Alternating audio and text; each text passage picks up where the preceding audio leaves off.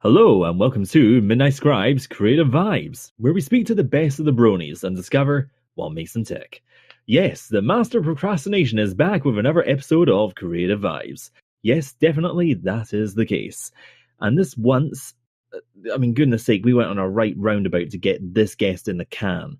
Full disclosure, our fantastic guest that we have lined up for tonight was from what I recall originally meant to be a part of Season 2, but just missed the cutoff.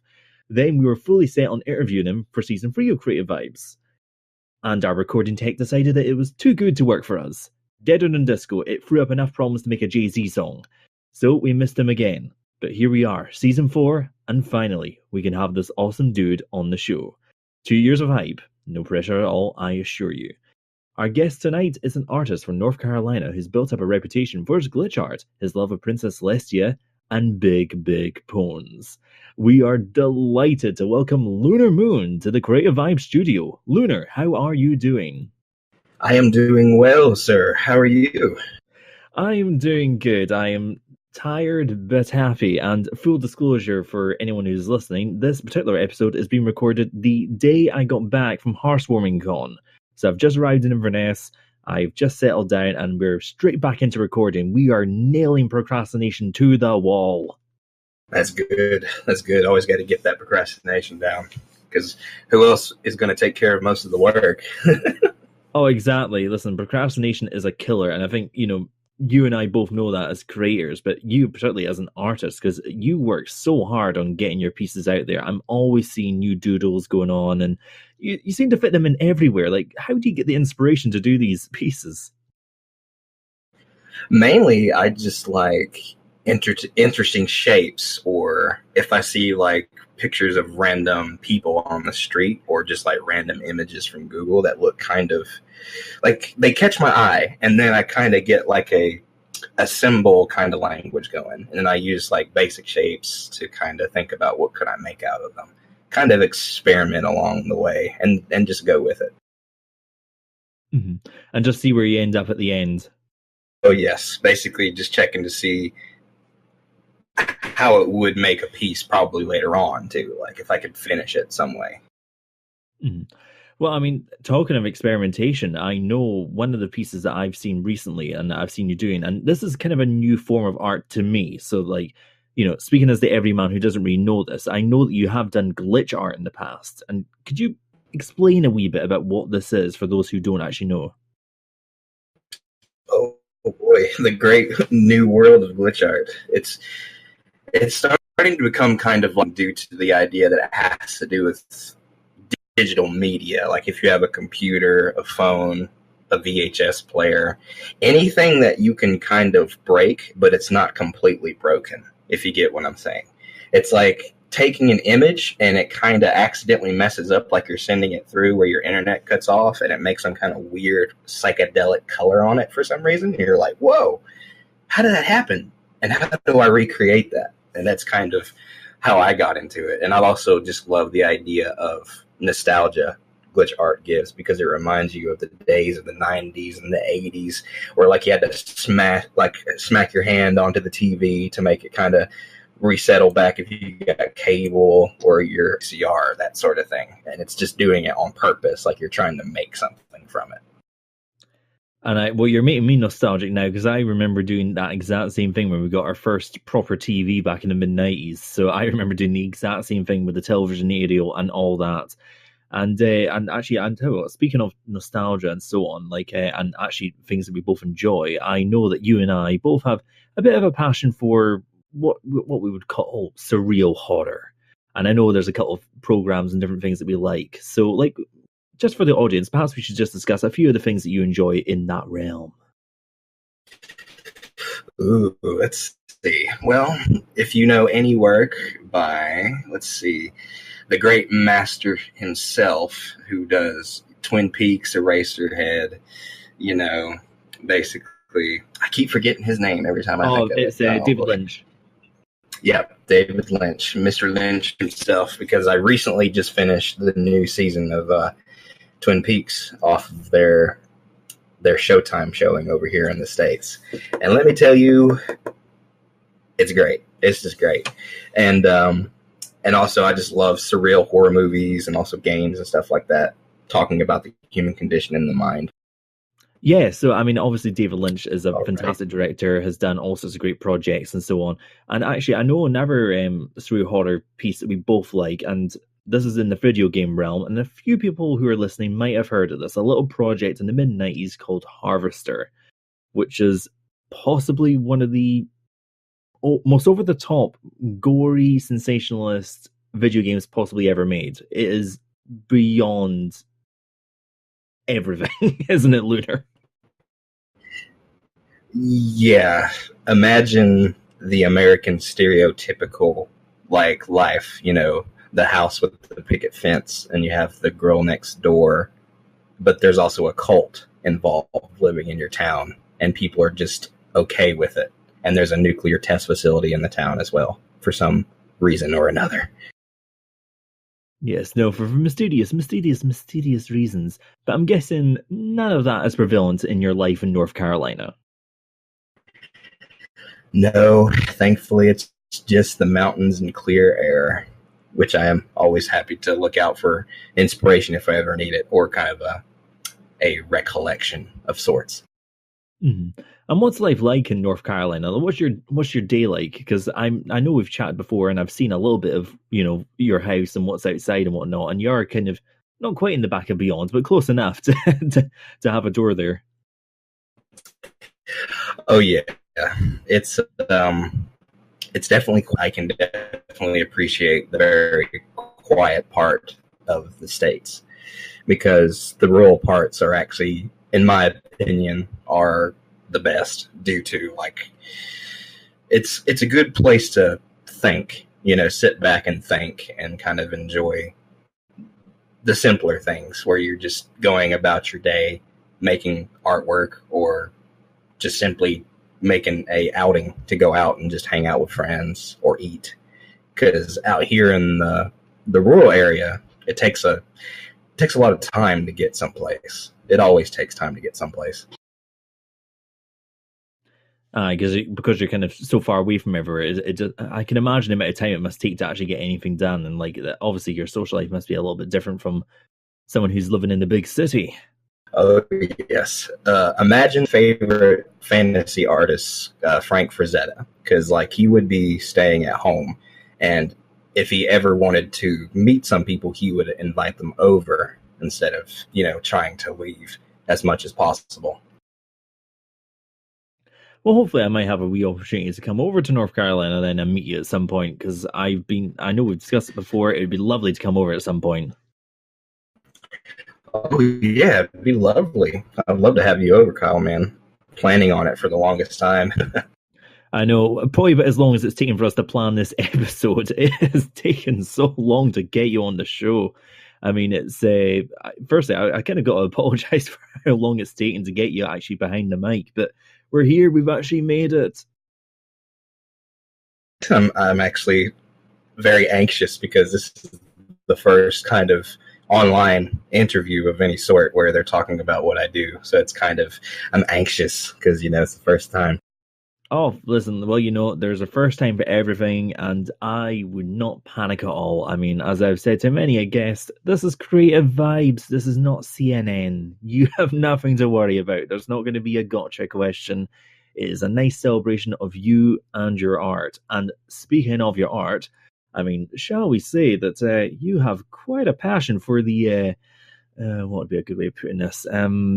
You have a passion for the posterior and for the bigger pawns. Oh boy, we're getting into this territory. Well, I guess to explain myself is just because it's simple shapes, like the circle. Posteriors are basically circles, and it's just the circle is a it's a very friendly shape. It's not very standoffish like a square or a triangle, because they're very pointy, and sometimes they can be very scary, especially if you've seen like weapons that have like pointy tops, like halberds have kind of like a triangle shaped blade and stuff like that. Because I relate everything to shapes, and so I guess because since I'm so obsessed with it, circles are just easy to mold and fix around with, along with, you know, bigger pones, because it's soft and cuddly and cute and easy to think of ideas too, because circles are, you can use them anywhere. No, I mean, that is indeed very true. And, you know, obviously a lot of your art has gravitated towards the this type of art, shall we say. I mean, you're very well known from what I've seen on the Discord servers for, like I said, big posteriors, bigger pones, and of course your love of Princess Celestia. Oh yes, the lovely Sun Princess herself, as always. Yes, there's no. Normally, I ask the question of who is your favorite pony at some point during this show. I don't need to ask that. We all know who your favorite is. Oh yeah. Well, it's kind of a because originally it's just I was just in love with the whole idea that the princesses were a different league of their own in the show towards, because I love ladies who are in a higher position who are stronger in a sort of sense, because it's a big position in this cartoon little world where princesses actually kind of matter. They are important instead of, you know, like the throwaway princess, like they need to be saved and stuff like that. Yeah, I mean, they have power and they do actually, they rule the land. You know, it is their land. They're the ones that actually look after it all. So, no. And just to reply to Mrs. Sugar Dove has left, is it a Sunbro thing? I love Solaire, but you know, I do keep my attention to the Brotherhood of the Sun. I say, even though I do praise the sun every chance I get, even though I do praise the moon as well. So I'm very back and forth between the two sisters. Well, I mean, eventually at some point as well, I will actually praise the sun myself and actually play Dark Souls, but I've yet to do that. However, of course, I do love Princess Celestia and Princess Luna in equal measure. But one thing I did want to ask you, because like I said, a lot of your art is of, you know, the princesses, of big ponies, you know, large women, all that sort of thing. And I know before, like, I know you've been in university, you've done art there, and you've had not necessarily flack, but there's certainly been discussions about the NSFW art and about doing art of females. And I know that there's been a lengthy discussion outwith of this about, you know, artistry that men do that is it celebratory of femininity or is it exploitive and so on. What's your take on like your art and about this kind of larger debate? I get you, because this is a very sensitive topic, because it really depends on how you see it. Because whenever someone makes an art piece about the female body, sometimes they have an agenda behind it. Because, like, I can admit to it, I do, because I personally just have a high respect of the female body. And also, it's very challenging. The female body is very challenging to get correct. And if you get it correct, you can pat yourself on the back, because it's worth it. Because if you can make a wonderful piece about celebrating, like how the female bodies are just, they're naturally gravitated towards simple shapes, and that's what I love about it. Like I said, how I always draw circles, because sometimes just have natural curves. Sometimes they just do, and it's whenever I see it, or just any kind of female art in general, it just kind of gives me inspiration, because it's very flowy, if that's very easy to understand. Like everything flows and fits into a certain degree, and that's not trying to say that it's like taking it at face value, because you may never know that the whole idea of the female body is also trying to tell a story, because it could really tell a beautiful story about how humans are humans and what we do. And that's why I really respect the female body more so, because I also like drawing men too. It's just men are easier, because I guess it's also because I am a man myself, and it's easier to understand your own body than trying to accomplish something else in a different perspective, if that makes sense. Mm-hmm. So you see it as both a challenge to draw female characters, but also as a celebration of them as well. Yes, because I want to. I just want to make it to where it's like I don't want it to be insulting, because some people just do insulting things to be of artists, but I'm definitely not one of those kind of people. Since I did go to school for fine arts, because that's what I really kind of appreciate more so, because fine arts is more about taking the idea of telling stories or emotions through just a simple image, and that's what I plan hopefully to do with my art in the future. Well, we'll be looking forward to seeing where your art actually goes, and and all the best for that. And I suppose, well, you do all this lovely art, and you do obviously the more risque pieces, shall we say. And I just hope this doesn't take any sort of toll on your health, that you draw something too beautiful will set you off, because I know that you've had some health problems recently, and I hope you're doing all right. Well, to refer to the health problems, it's just mainly that was just related to mainly stress, because it's all like, since I do live rural and I have to really depend on online connection to actually kind of get myself out there, and it's kind of stressful when you're trying. You got something really good, like I've made a really nice picture, and I want to just push it out there and just say like, hey, check out this thing, guys. I think you guys will really enjoy it. But then all of a sudden I find that my internet is down, and I have to wait and wait and wait and wait.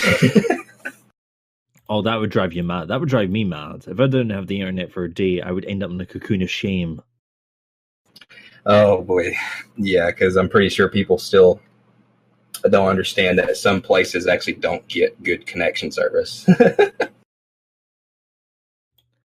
Oh, definitely. No, that's absolutely true. I mean, you don't have to, you're preaching to the converted. We live in the Highlands. Internet is a strange thing. It's not actually wires. Yeah. It's actually string in two cans. That's how we actually get the internet here. Oh, yeah. Well, that's good at least, though. At least some form is better than none, especially whenever the world is getting so quickly modern these days. Oh, definitely. No, the world is definitely catching up, and it is starting to get more modern. And actually, speaking of, becoming more modern, taking on new challenges, I know that only recently you've been deciding to experiment a wee bit with the concept of taking commissions. And I know you've done a couple of pieces recently. How are you finding the process of actually doing commissions so far? And, how confident are you feeling about it? And, and if it's going well, where are you aiming to go in the future of it? Oh, well, personally right now, I'm just doing commissions for friends, whoever wants to just get one, because I'm testing the waters right now. It's been years. It's been 3 years since I officially kind of opened up an actual commission log, mainly because I wanted to do it before school to get like some little extra help with schooling. Like, how much was it going to cost? Because art school is definitely not something cheap, and I wanted to manage to be safe, have a safety net. And so these days, now that I'm done with school and after all of the stuff that I've been through at the beginning of this year, it's just now I just need to really hunker down and just test the waters even more and just bite the bullet, because I love taking commissions, because the best place to get ideas is from others. That's why I always love taking commissions. Oh, definitely. I mean, that's the great thing with taking commissions, and I discovered this recently when I actually spoke with an artist actually at Heartwarming Con. He liked the fact that, like you said, you kind of, as an artist, you're working on your own pieces and you're doing what you're doing. But the moment you get a commission, you're not doing what you're doing what someone else has asked you to do. So immediately the goalposts have changed. Oh, yes. And it's a nice change of pace, because after you've been listening to your own mind for like days on end, you get kind of worried that you're going to dry up with ideas eventually, because even after drawing everything in your house, yeah, you're definitely going to run out of some things eventually, but the ideas do keep coming. They do dry up, kind of like a dry season and a rainy season, just for the mind. Mm-hmm. Oh, indeed. But I'll tell you what, it's bringing us right back round to the pawns, because, of course, the reason why we're here is because of My Little Pony and the show and the fandom. So, yes. Exactly. And we've already discussed about your favourite character, but I have a couple of other stock questions I do need to ask. And the first one we're going to ask is, what is your favourite episode or episodes? Oh, boy, let's see. Besides the ones including Celestia in them, because I always enjoy a Celestia episode, hands down, always. I just enjoy seeing Nicole Oliver doing her wonderful voice acting. I always love hearing Nicole's voice. But let's see, if I had to choose an episode that I really love, it would have to probably be, I think, Dragonshy. Ever since I started liking how the main six was originally starting to become like a coming together and standing up to something that was a big challenge to them all. All right. So in terms of that then, because obviously the episode was about, stand up to a challenge and whatnot, I'm guessing you must have seen a little bit of yourself in that as well. So basically what I think of it is that creativity and making art is like fighting a dragon, in my own personal opinion. I think that's definitely true. I do feel sometimes when I'm working on a writing piece or artwork, whatever it is I happen to be doing at the time, you do feel like you're set yourself up for a huge challenge, and it might as well be a dragon because you end up with so many ideas and you're trying to work them all out, and time constraints and talent restraints and all the rest. There's so many different factors coming in that you do feel like you're finding some sort of huge beast, but hey, we persevere. That is what we do in the fandom. That is what we do as creative folk, isn't that right? Exactly. So tell me then, how did you actually become a fan of My Little Pony and end up joining the fandom? What brought you in? Oh, long ago. Way back when I was still in grade school, like season 1 days. I think the first episode aired after the whole Christmas season, the whole 2010. And I actually kind of got into the fandom because it was a hard time, really, because like I lost my dad to brain cancer like when I was like 10, and so I kind of went through grade school being kind of alone a lot, and I kind of gravitated towards the show because I remember a lot of those girls who do the voice I like and Fluttershy and Applejack and Rainbow. I just loved it. It just reminded me of cartoons of old. I used to sit down and just watch or idly listen to while I would start drawing Pokemon, because Pokemon is what I originally used to draw a lot. Oh yeah, no, we certainly all started with Pokemon. I mean, I remember watching that as a kid. Still watch it now. I actually got the Blu-ray of the first season on DVD, not on DVD, actually on Blu-ray actually for Christmas. So that was a great gift. But I tell you what, so I mean, obviously that's what brought you into the show. But in terms of the fandom itself, I mean, I know many things have happened, particularly as of late, that have shaken things here in the fandom. But I'd be curious to hear what's your take on the Brony community? Like, what's your view on it? Personally believe they have really good intentions, and I'm always an optimist. I used to be a pessimist, but I've just realized it's better to just give people a chance. That's what I believe. And originally, like when I first started in the community, I was glad I was around like other people who thought the same thing as me, and that's just a wonderful gift to have. It's good to have some people to relate to, and the fandom is really good for just bouncing ideas around and actually having a chance to talk to others that you probably haven't met before. Because I have friends like all over the world now because of this show. Like I have you, Kyle, and basically I have people from Finland, I have people from the Netherlands, Russia, even a few Asian people like I've gotten from friends in Japan, and also some Chinese friends as well. Yeah, I mean, definitely. One of the great things about the fandom is the fact that it does connect so many people from so many different lifestyles and countries and places in one place. I mean, I actually noticed that when I was at Horsewarming Con recently. I actually spoke with a chap, and I never got his name, but we were actually chatting about this very thing, and he was saying, because he was a couch surfer, so he's always changing, where he's living, where he's going, the jobs he's doing, and the fandom's kind of what kind of keeps him hunkered down. And he was saying basically much the same thing, the fact that, he could speak to me. He didn't know who I was. I didn't know who he was. It didn't really matter, because at the end of the day, we were there for the same reason, and we could enjoy each other's company regardless of the fact that we didn't know each other. And that's one thing I've noticed as a part of the fandom, is the fact that there is that kind of openness and friendliness to it.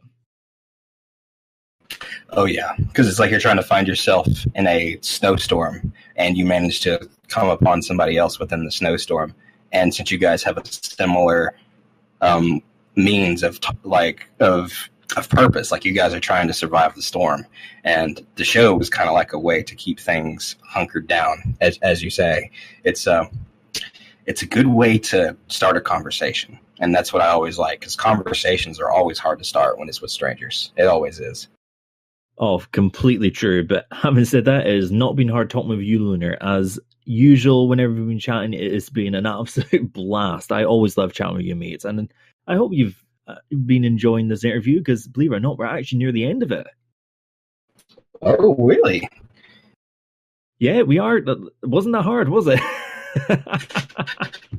I kind of blanked out there for a moment. I'm just kind of like, wow. Well, I guess we're getting close down to the final stretch there, Kyle. Yes, no, indeed, Lunar, indeed. We have actually reached just about the end. And, well, firstly, for your first interview, I hope it wasn't in any way stressful or anything like that. And I hope you've enjoyed yourself.